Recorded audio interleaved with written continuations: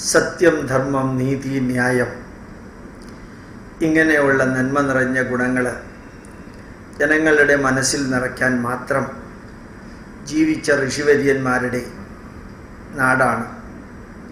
അഹിംസ പരമോധർമ്മ എന്ന് പറയുമ്പോഴും അധർമ്മത്തിനെതിരെ ഹിംസാമാർഗം സ്വീകരിച്ച രാഷ്ട്രമാണ്. ധീരനായി ജീവിക്കാൻ ഉപദേശിച്ച രാഷ്ട്രമാണ്. പിതൃകർമ്മത്തിൽ പോലും സ്വാദുഷംസത പിതരോപയോധാഹ കൃച്ഛ്രേശ്രിത ശക്തിവന്തോ ഗഭീരാഹ ചിത്രസേന ഇഷുബല അമൃദ്ര സദോ വീര ഉരവോ വ്രാതസാഹ എന്ന് പറഞ്ഞതാണ്. ഇങ്ങനെ ഒരു മന്ത്രം വേദത്തിൽ നിന്ന് പിതൃസൂക്തം ചൊല്ലിയാണ് വലത്തെ കയ്യിൽ വെള്ളമെടുത്ത് ഈ പിണ്ടത്തിലേക്ക് ഒഴിക്കുന്നത്. അതിൻ്റെ അർത്ഥം എന്താ അറിയാം? അല്ലയോ പിതൃക്കളെ, നിങ്ങൾക്ക് ഈ ജലം ക്ഷീരം പോലെ പിണ്ടത്തിലേക്ക് നൽകുന്നു.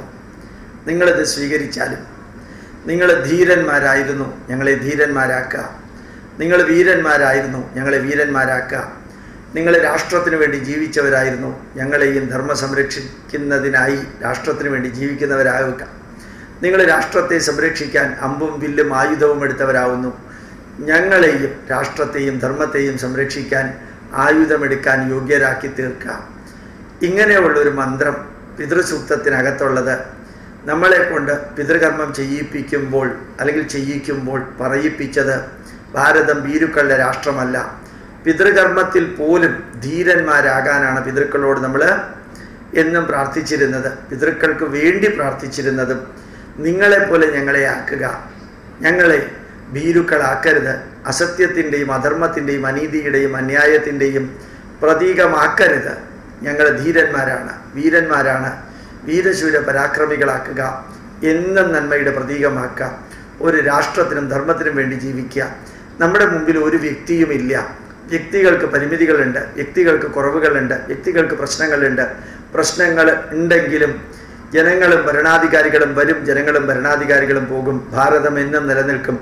ആ പരമപവിത്രമായ ഭാരതത്തിൻ്റെ മകനായി മകളായി ജനിച്ച നമ്മൾ ധീരന്മാരാകണം. എത്രയോ ആക്രമണങ്ങൾ വിദേശത്തു നിന്ന് വന്നിട്ടുണ്ട്. 62 വർഷം കൊണ്ട് ആഫ്രിക്കൻ കോണ്ടിനെൻറ്റിനെ മുഴുവനും ക്രിസ്ത്യാനികൾക്ക്, ഇംഗ്ലണ്ടുകാർക്ക് ക്രൈസ്തവവൽക്കരിക്കാൻ സാധിച്ചു. പക്ഷേ ഏതാണ്ട് 450 വർഷം ഡച്ചുകാരും പോർച്ചുഗീസുകാരും ഇംഗ്ലീഷുകാരും സ്പെയിൻകാരും ഫ്രഞ്ചുകാരും പിന്നെ ഇംഗ്ലീഷുകാരും വന്ന് കൊന്ന് കൊല വിളിച്ച് തകർത്ത് തരിപ്പണമാക്കി മതപരിവർത്തനം ചെയ്യാൻ ശ്രമിച്ചിട്ടും ഭാരതത്തിലെ 2-2.5